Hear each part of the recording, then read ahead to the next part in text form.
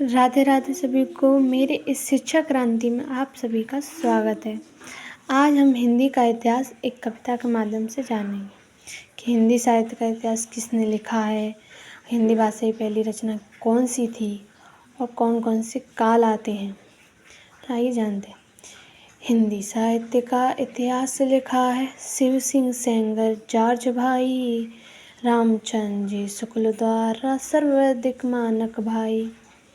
हिंदी भाषा की पहली रचना पृथ्वीराज की चंद बरदाई। यहाँ पर हमें हिंदी साहित्य का इतिहास लिखा है किसने? शिव सिंह सेंगर और जॉर्ज और रामचंद्र जी शुक्ल द्वारा सर्वाधिक मानक है ये। और हिंदी भाषा की पहली रचना पृथ्वीराज रासो चंद बरदाई ने लिखी है। आगे रामचंद्र का काल विभाजन आज सुरेंद्र जी कहते हैं। पहले नंबर आदिकाल को वीरगाथा काल भी कहते हैं। सम्मत 10 और 5 पर 0 13 7 5 जानो। 1050 से 1375 तक आदिकाल को भी वीरगाथा काल कहते हैं। ये 1050 से 1375 तक है, इसे जाना जाता है।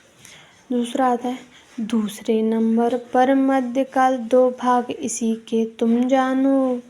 पूर्व मध्यकाल मेरे भाई, इसी को भक्ति काल मानो। सम्मत 13 और 75 17 तक पहचानो। पूर्व मध्यकाल को ही हम भक्ति काल कहते हैं। और 1375 से 1700 तक इसे जाना जाता है, पहचाना जाता है। ये भक्ति काल है, वो 1375 से 1700 तक चला था। उत्तर मध्यकाल जब आया, रीतकाल इसे कहने लगे। सम्मत 1700 से शुरू हुआ, 1900 तक गिनने लगे। जो हमारा उत्तर मध्यकाल है उसी को हम रीतकाल कहते हैं। और ये 1700 से शुरू हुआ था, 1900 में ख़त्म हो गया। आगे काल आधुनिक शुरू हुआ 1900 से मेरे भाई। 84 तक इसे बताया, इसके 3 भाग भाई। काल द्विवेदी भारतेंदु काल, इसी में छायावाद भाई। छायावाद के बाद में आया प्रगतिवाद जानो भाई। जो हमारा आदिकाल है, आधुनिक काल, वो 1900 में शुरू हुआ था। इसे हम बताया जाता है 84 तक इसे बताया जाता है। इसके 3 भाग हैं, द्विवेदी, भारतेंदु, छायावाद। छायावाद के बाद आया था हमारा प्रगतिवादी।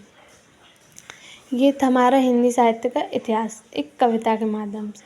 इसे आप लिखिए, याद करिए, आगे भी फॉलो कीजिए और इस शिक्षा क्रांति चैनल को सब्सक्राइब कीजिए।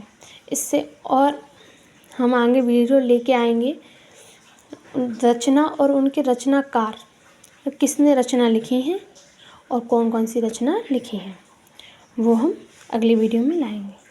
धन्यवाद।